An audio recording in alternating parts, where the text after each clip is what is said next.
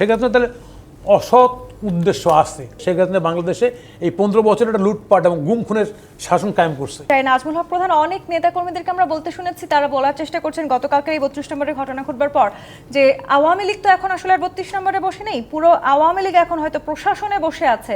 তার মানে আসলে ঠিক যেই জায়গাগুলোতে আমাদের সংস্কারের প্রয়োজন ছিল সেখান থেকে আমরা দৃষ্টি সরিয়ে নিচ্ছি কি? একটা বিষয় বলি, আসলে এটা আপনার এই প্রশ্ন উত্তর দেওয়ার আগে আমার ধারণা আমার কথার মধ্য দিয়ে উত্তরটা পেয়ে যাবে দর্শক। সেটা হচ্ছে যে তত্ত্বাবধায়ক সরকারের প্রধান উপদেষ্টা কিন্তু প্রথমেই বলেছিলেন শেখ হাসিনাকে যে আপনি একটু চুপ থাকেন, মুখটা চুপ রাখেন। আমার ধারণা উনি খুব ফ্রেশ মনে শেখ হাসিনার কাছে আহ্বানটা করছিলেন।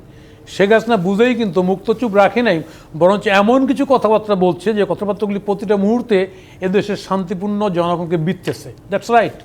এটা শেখ হাসিনা খোঁচা দিচ্ছে, আন্দোলন নিয়ে খোঁচা দিচ্ছে, আমাদের শহীদদের নিয়ে খোঁচা দিচ্ছে, সামগ্রিকভাবে খোঁচা দিচ্ছে শেখ হাসিনা। তাহলে শেখ হাসিনা ডেফিনেটলি এখানটা একটা ষড়যন্ত্রের উদ্দেশ্য থেকেই করতেছে উনি।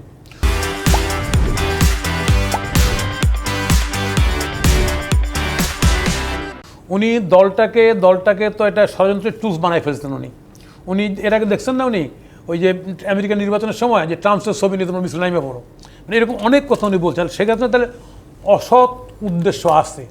আমি বলছি এটা বোঝার পরে, সরকার এটা বোঝার কারণে তো অ্যালার্ট করছিল, কথা বললেন না, বোঝার পরে সরকার তার ফাতা পা দেবে কেন?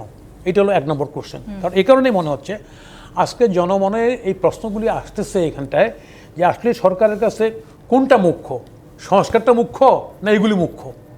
আজকে এই ডেলিমার মধ্যে, মানে এই ঘটনার মধ্য দিয়ে যেখানটায় আমরা যে জায়গাতে বেরিয়ে আসছিলাম যে মুক্তিদের পক্ষের কথা বলে শেখ হাসিনা ঢাল হিসেবে ব্যবহার করে মুক্তিযুদ্ধটাকে তার বাপকে সামগ্রিকভাবে ব্যবহার করে শেখ হাসিনা বাংলাদেশে এই 15 বছর একটা লুটপাট এবং গুম খুনের শাসন কায়েম করছে।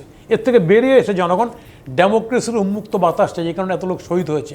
আজকে রাজনীতিটা কিন্তু আবার ঘুরে ওই জায়গায় যাচ্ছে। শেখ হাসিনা বলার কি সুযোগ নেবে না যে দেখো এই তো এরা তো মুক্তিযুদ্ধ বিরোধী শক্তি, এরা তো এই শক্তি। এবং ইতিমধ্যে বাংলাদেশে কিন্তু একটা দলের প্রচারপত্রে এরকম কিন্তু ছাপা হয়ে ফলে জনগণের মধ্যে এই কোশ্চেন